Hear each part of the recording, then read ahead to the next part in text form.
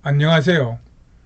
원성도 TV를 찾아주신 여러분을 환영하고 사랑합니다.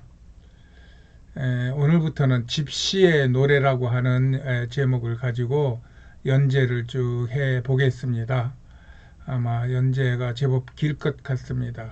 오늘은 그 첫 번째 시간으로 들어가기 시간입니다.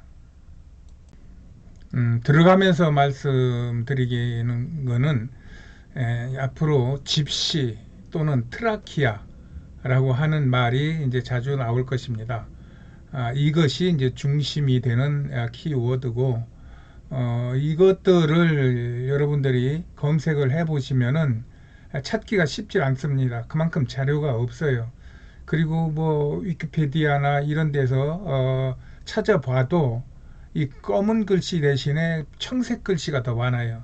이 청색 글씨라는 거는 자기네들이 이 말에 대한 보증을 못하겠다. 아마 이렇게 얘기가 되고 있고 뭐 이럴 수도 있다 하는 정도의 이야기 아닙니까? 그래서 저희 같은 경우에도 어떤 분명한 자료를 가지고 이야기하는 게 아니라 제가 가지고 있는 세 가지 팩트가 있습니다. 요소가 있습니다. 하나는 성경이고, 둘은 내가 그들과 살아본 그 삶의 어떤 그 경험치고, 셋은 여기저기에 흩어져 있는 그런 자료들을 내 나름대로 정리해 놓은 내 나름대로의 어떤 지식이 이렇게 어우러져서 앞으로 이야기가 되어 나갈 것입니다. 그리고 오늘 이야기는 앞으로 되어지는 이야기의 그 털을 닦는 이야기이기 때문에 여러분들이 오늘 거를 조금 눈여겨 들어 놓으시면은 그 뒤로 이야기가 계속되는 이야기를 정리하기가 좀 쉬울 것 같습니다. 네.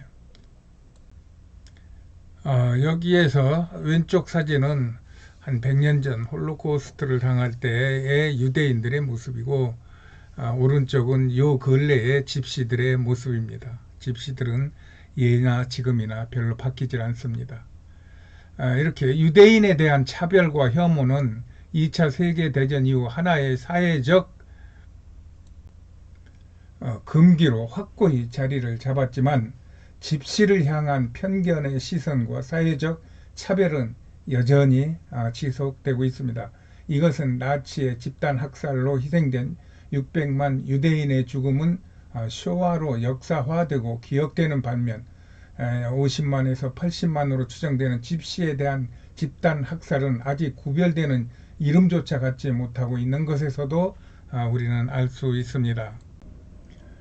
그래서 2차 대전 이후 나치즘에 대한 반성과 함께 한동안 좀 잠잠했던 집시에 대한 공격과 차별은 오늘날 중부와 동부 유럽에서 사회주의 몰락 이후 강화된 민족주의에 의하여 다시 태어나고 있습니다. 더불어 서유럽으로 이주하는 집시에 대한 추방과 배제 정책도 강화되고 있어요.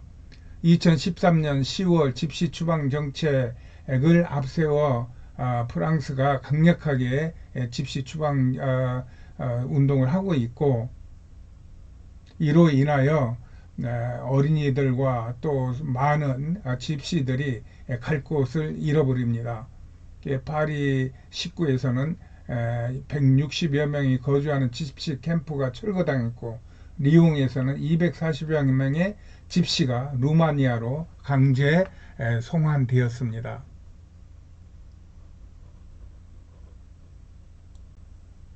여기서 유럽에 살고 있는 집시들을 잠깐 살펴보겠습니다. 집시들은 대부분 유럽에 거의 뭐 8, 90%가 몰려 있다고 보여지니까요. 여기서 집시 인구의 규모에 대해서는 공식적인 인구 통계 조사 방식의 차이에 따라서 아주 그 숫자가 들쑥날쑥합니다.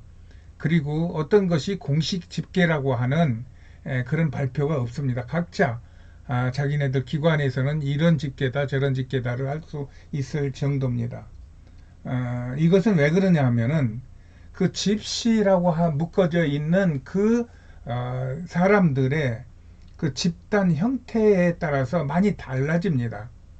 네, 집시라고도 불리기도 하고 또 뭐 보헤미안이라고 불리기도 하고 또 어떤 경우에는 노마드라고 불리기도 하고 이런 식으로 여러 종류로 불리우면서 그들이 과연 한 민족이고 한 부류인가 하는 거에 대해서 유럽 연구가들도 자신을 못하기 때문입니다. 그래서 집시 인구조사에는 많은 그 차이가 나는데 한 예를 들어보겠습니다. 불가리아에서 제가 이제 있었던 데인데 집시 인구수가 1965년에는 14만 8천 명이라고 그럽니다.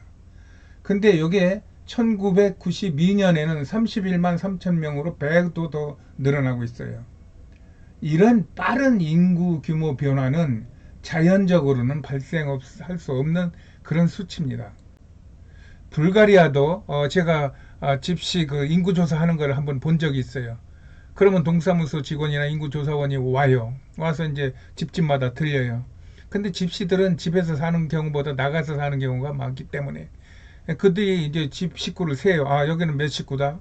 그러면은 그 집시들은 이게 그 연금하고 관계가 되기 때문에 아니야, 우리 뭐 조카는 저기가 있고 우리 동생은 저기가 있고 다 여기서 같이 살아. 그러면은 그 뭐야 조사원들은 그걸 다 거짓말로 받아들이고 뭔가 다른 꿍꿍이 속에 있어서 그럴 것이다 하고 여기 뭐 세 사람밖에 없어, 됐어, 세 사람이야, 이러고 간다는 얘기입니다. 그러니 이 조사가 정확할 리가 없죠. 그래서 1992년에 31만 3천 명이라고 했던 것이 지금은 대체적으로 한 60만 정도로 보는 것 같습니다. 그러나 집시들은 100만이 훨씬 넘는다고 자기네들은 그 이야기를 하고 있어요. 그것은 아까도 말씀드렸듯이 이 집시라는 명칭이 유럽인들이 각 시대에 따라서 각 장소에 따라서 여러 가지 이름으로 붙여준 그 이름들 중에 하나일 뿐인 거예요. 그래서 집시라는 말을 하면 다 알아듣는 게 아니라 여기서 못 알아듣고 저기서 알아듣고 뭐 이런다는 얘기입니다. 뭐 유럽에서는 뭐 찌간느, 지탕, 뭐 보헤미안, 뭐 이런 것들로 대체적으로 많이 불리기는 하는데 이런 거 외에도 수많은 이름으로 불립니다. 우리가 뭐 찌고이네르바이젠이라는 말이 있잖아요. 이것도 집시들의 노래라는 말 아니에요. 이 찌고이네르라는 말을 집시로 보고 있는 거예요. 이런 것들은 집시들이 유럽의 전역을 경유하면서 여러 이름을 갖게 된 데서부터 유행하는 것입니다. 그래서 유럽에서 보는 집시들에 대한 그 정의 개념은 대체적으로 어떻게 보느냐, 미등록 체류인이라는 그런 행정적인 구분을 짓고자 하는 거예요. 뭐 집시 이거는 너무 복잡하고 이게 무슨 어떤 그 근거도 없는 이야기이기 때문에 그저 법적인 용어로, 행정적인 용어로 미등록 체류인이다 이 말이에요. 이건 국민도 아니고 그렇다고 국민이 아닌 것도 아닌 이런 묘한 대우를 집시들은 지금 받고 있습니다. 이것이 집시 연합의 국기입니다. 그들은 그 유럽에서 국제적으로 용인된 그런 기구를 가지고 있어요. 그러니까 집시 연합 국가죠. 그런데 이들은 연합은 있지만 그게 하부 조직도 없고 어떤 그냥 집시 연합 조직이라고 하는 단체에 있는 그 단체를 만든 몇 사람들이 주장하는 그런 정도의 사설 단체와 비슷해요. 그렇기 때문에 유명무실하지만 일단은 집시 연합이라고 하는 기구는 있습니다. 이 말은 1971년 국제 집시 회의를 통해서 성립된 말인데 롬 국제연합 IRU라고 부르는 그런 단체입니다. 인터내셔널 롬 유니온 뭐 이렇게 되겠죠. 이들이 왜 롬이라고 스스로 부르기를 원하느냐 하는 부분은 잠깐 뒤에서 다시 이야기를 하겠습니다. 다음은 집시 유래에 대해서 알아볼까 합니다. 1427년 프랑스에서 발간된 르 주르날 댕 부르주아 드 파리, 라는 그 책에서 이 집시라는 용어가 나타납니다. 이곳에서 집시는 이집트에서 예전부터 기독교인들이었으나 이슬람에 정복당한 후 그곳을 떠나온 기독교 순례자들이라고 표현을 하는 것입니다. 그래서 그들을 에집시행으로 지칭하였던 것입니다. 이후 빅토르 우이고의 파리의 노틀담의 파리 있잖아요. 노틀담의 꼽추죠, 참. 노틀담의 꼽추, 또 메리너의 소설 카르멘 등을 통하여 이 집시라고 하는 말이 이제 널리 알려지게 되었습니다. 또 하나는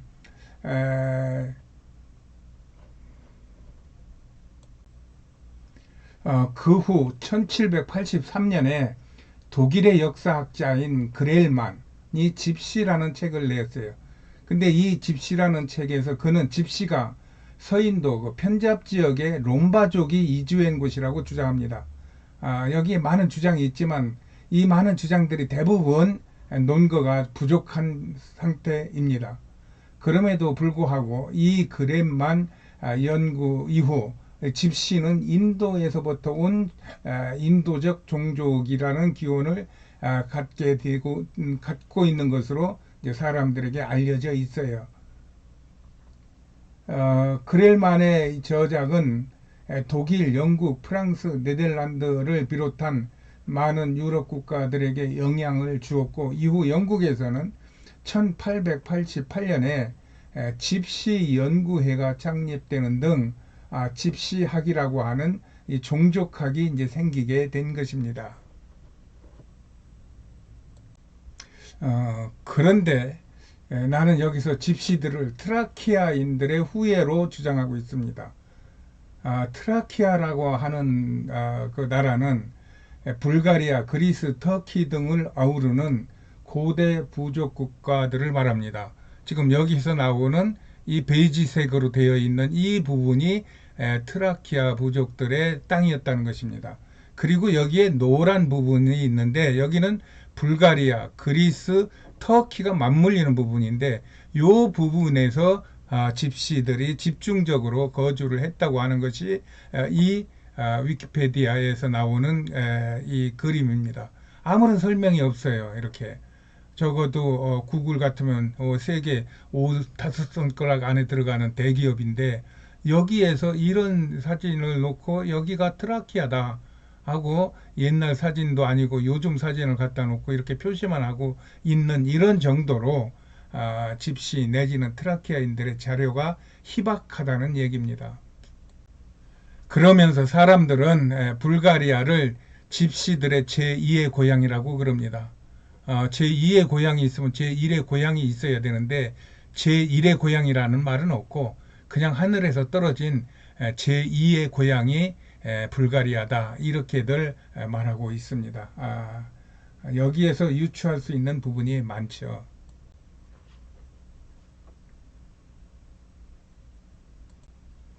이론의 여지는 있지만 저는 알렉산더 BC 4세기 알렉산더가 트라키아인이었고 또 BC 1세기 스파르타쿠스가 트라키아인이고 또 AD 1세기 네오 황제가 스파르타인이라고 하는 주장을 저는 합니다.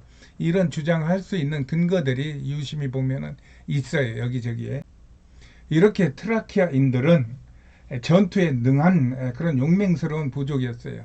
그래서 이 국가 체제가 마련되기 전까지는 이집트, 그 다음에 인도, 그 다음에 트라키아 이 3대 부족이 가장 고대 3강국으로 이렇게 불림을 받았는데 이제 알렉산더 때부터 이제 국가 제도가 생기기 시작하고 무기가 생기고 전략과 전술이 생기고 하면서 개인으로는 맞설 수가 없는 거예요. 그래서 싸움 잘하는 이들을 용병으로 사용하여서 세계 정복을 삼았고 그리고 로마도 역시 그걸 잘 알았기 때문에 이들을 용병으로 사용하여서 세계 정복을 꿈꿨던 것입니다. 이루었던 것입니다.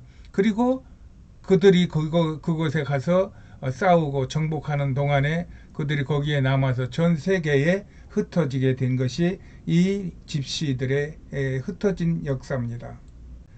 아마 그래서 그들은 이런 내용을 구전으로 잘 아마 전할 것 같습니다. 그렇게 해서, 아, 그렇다면은, 우리 집시들이, 우리 트라키아인들이 로마인들과 같이 가서 막 싸우고, 밥 먹고, 같이 잠자고, 그들을 빨래해주고, 그들을 말 키워주고, 뭐 그런 여러 가지 밥 해주고 하는 이런 모든 것들을 로마인들과 함께 엉켜가지고, 그 군단이 되고 가솔이 되어서 로마인들과 함께 살았구나. 그렇다면 우리가 로마인 아니야? 그래서 그들은 그러한 어떤 그 자신들의 그 삶의 역사를 가지고 우리도 로마라고 불러달라고, 우리도 롬이라고 불러달라, 이렇게 요청을 하고, 그 다음에 국제기구에 우리 단체 이름을 롬이라고 짓겠다, 롬연합이라고 짓겠다 해서 롬으로 붙인 이름입니다. 근데 이들이 롬이라고 할 때 롬은 이탈리아 로마의, 우리가 아는 로마의 ROM이 아니라 R에다가 R을 하나 더 붙입니다. 그래서 롬은 발음은 같은데 글자는 우리가 아는 롬은 ROM이고, 그 다음에 저들이 쓰는 글자는 RROM입니다. 앞으로 저는 이 롬이라는 말을 자주 쓸 것입니다. 이외에도 많은 사람들이 집시들이 유럽의 기원을 밝혀보려고 애를 쓰고 있습니다. 그러나 그들은 아직 집시들에 대한 정설은 나와 있지 않은 상태입니다. 이런 집시에 관한 사람들의 반응은 사회에 적응하지 못하는 집시, 또는 좋은 야만인 집시라는 집시에 대한 상반된 이미지를 가지고 있으면서, 그러면서 저들의 정체성을 알아보려고 애를 쓰고 있으나, 워낙 문자도 없고 남겨놓은 것들이 없고 그들이 살았던 흔적만 있기 때문에 이것은 영원히 풀리지 않는 수수께끼와 같은 역사가 될 것 같습니다. 이렇게 집시 연구자들에게 집시는 어떤 그룹도 다른 그룹을 대표하지 못하는 모자이크와 같은 그 파편화된 다양한 그룹이라고 인정되고 있습니다. 여기 사진에 보이는 이 부부는 제가 불가리아에 있을 때 가르쳤던 어린 아이들이었는데, 벌써 10여 년 지나고 나니까 이렇게 장성해서 결혼을 해서 자녀를 둘이나 가지고 있는 그런 가정 부부가 되었습니다. 이들이 집시 노래와 함께 그 동영상을 만드는 것이 있는데 한번 보시겠습니다.